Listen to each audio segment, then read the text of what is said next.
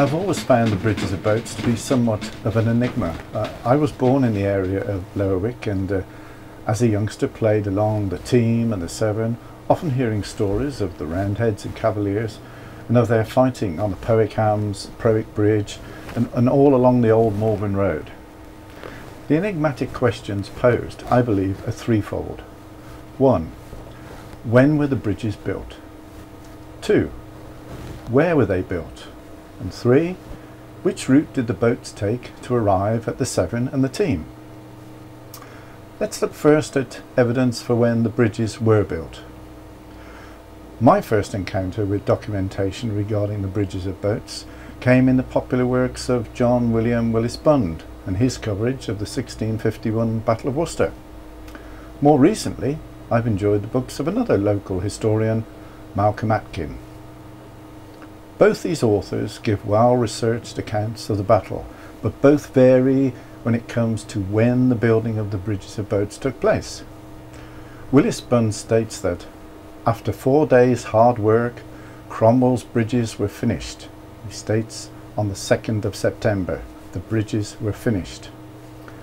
Malcolm Atkin writes in his books that it was on the morning of the 3rd of September that, quote, the East Column under Fleetwood advanced along the banks of the Severn, dragging the 20 barges and planking from Upton against the river current, ready to make the pontoon bridges across the Team and Severn.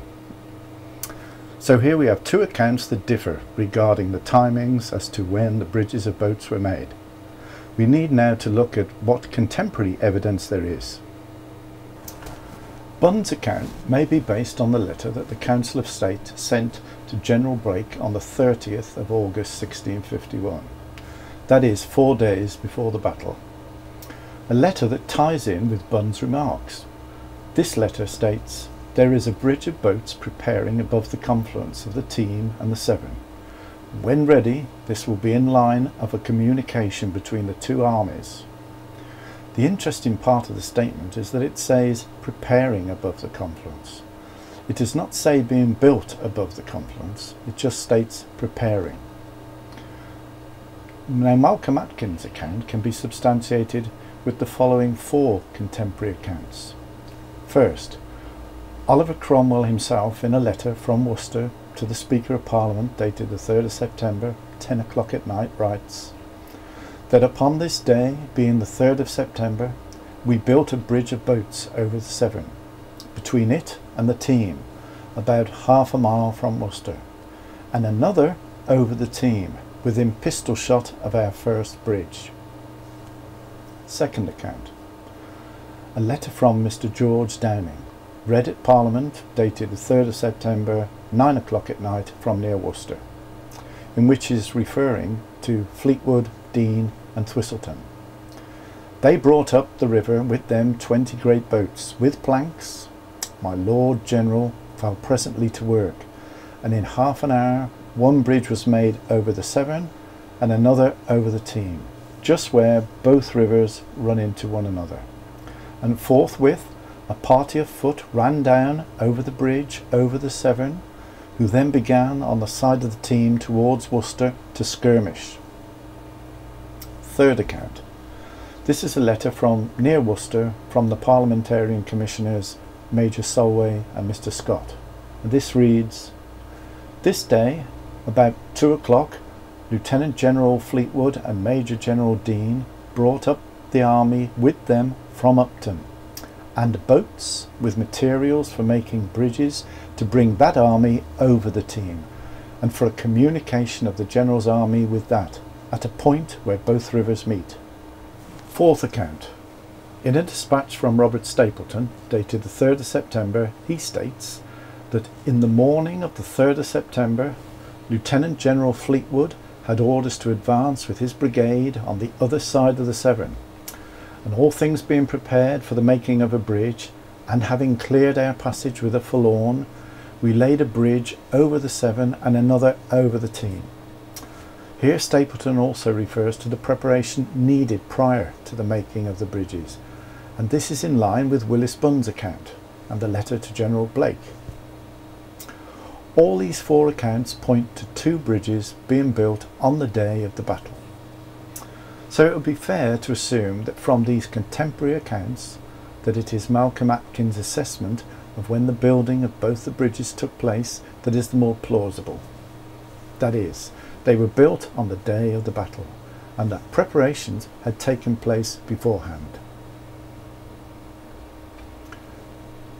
We now move on to the next debatable point, the positioning of the two bridges. There seems to be a consensus to say that the bridge across the Team was built near the confluence of the two rivers, and most contemporary sources uphold this view and place it in the vicinity of the confluence. The exact place of it has never really been established. But we are reminded in Bunn's 1905 book where he says, "The remains of Cromwell's bridge over the Team were, within recent years, pulled up and sold for firewood."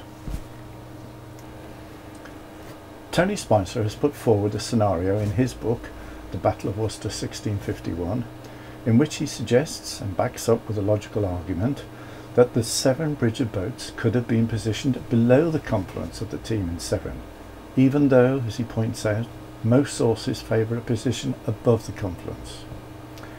To back this view, Tony points us to two books. John Bathurst Dean's book, written in 1870, The Life of Richard Dean, Richard Dean being parliamentarian Major General Dean, and also to David Smurthwaite's 1984 book, Battlefields of Britain. Smurthwaite, in his text, does say that the Severn bridge of boats was below the confluence, but nowhere in the book does he point to any evidence for this statement. Now, in the Life of Richard Dean, the author John Bathurst Dean says that they brought with them 20 great boats and planks for the purpose of making two bridges, one across the Team at its mouth and the other just below across the Severn, to communicate with Cromwell and Lambert. They arrived at the junction of the river at 2 p.m, and in half an hour both bridges were completed, and forthwith a party of foot ran down over the bridge across the Severn and began to skirmish. John Bathurst Dean does not say where his quote comes from, but I believe the majority of the words are a direct copy from George Downing's letter of the 3rd of September, with a small amount of writer's license added to promote his kinsman Richard Dean. In fact, when C.H. Firth published Cromwell's army in 1902, he refers to a statement of 20 great boats and planks, etc., and acknowledges it as coming from Henry Carey's Memorials of the Great Civil War. But on inspection of Carey's memorials, we find the said statement to be a copy of George Downing's previous letter.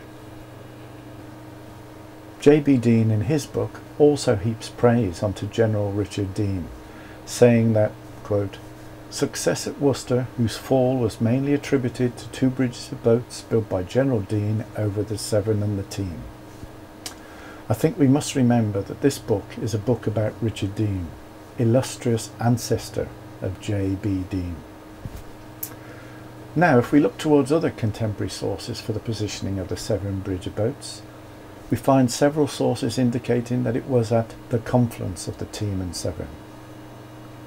The Commissioners, Scott and Solway, in their letter to the President of State, put the bridges at a point where both rivers meet. Likewise, referring back to George Downing's letter of the 3rd of September, he writes, "And in half an hour one bridge was made over the Severn, another over the Team, just where both rivers run into one." There are also several contemporary accounts telling us that the bridge was above the confluence. For instance, Nicholas Lechmere in his diary records that the general made a bridge over the River Severn a little above Team's mouth.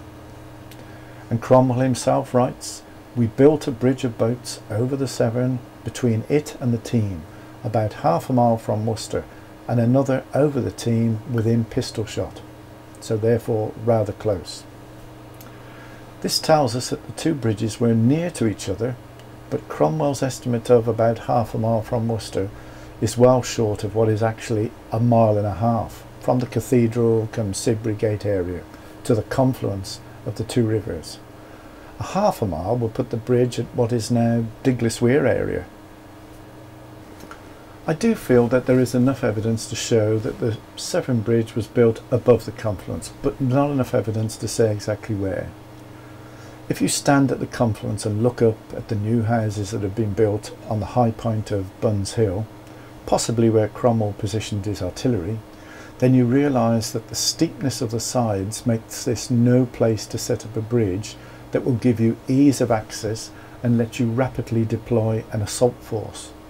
The land below the confluence, adjacent to the Ketch, offers a much better place to build your jetty, and therefore would be more in line with Tony Spicer's scenario.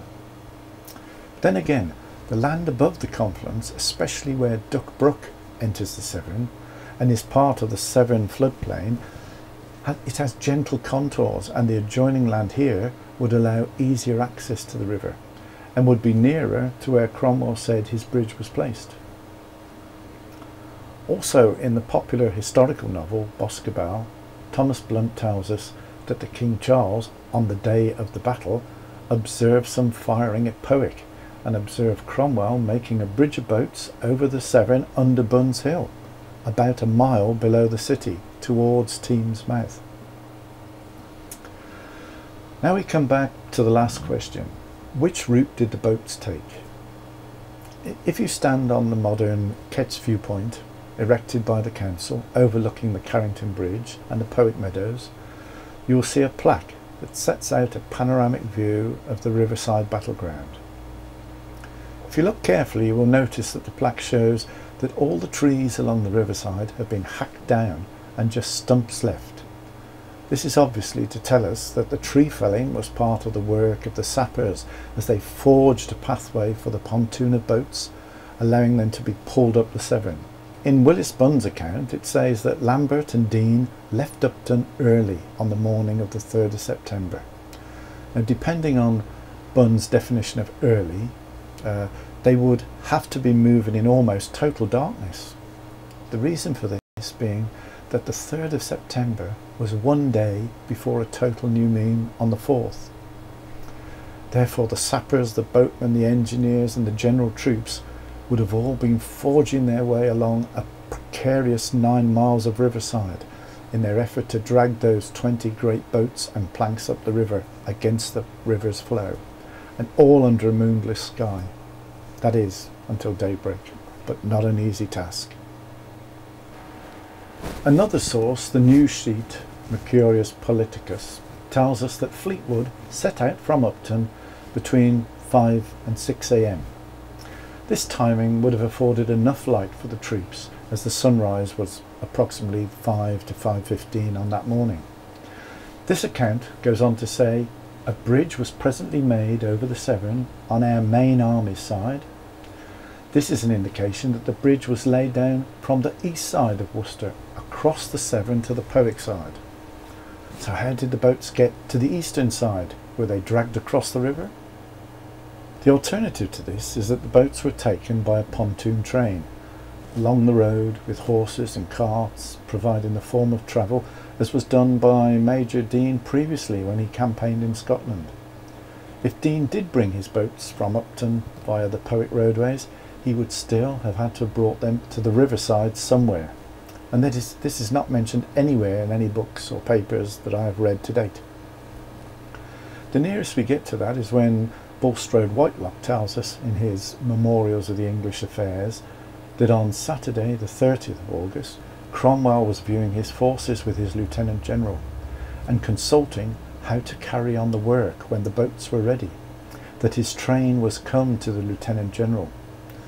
This could of course be referring to a boat train, a train carrying the boats for Cromwell to enable him to set them across the Severn from his side over to the Powick side.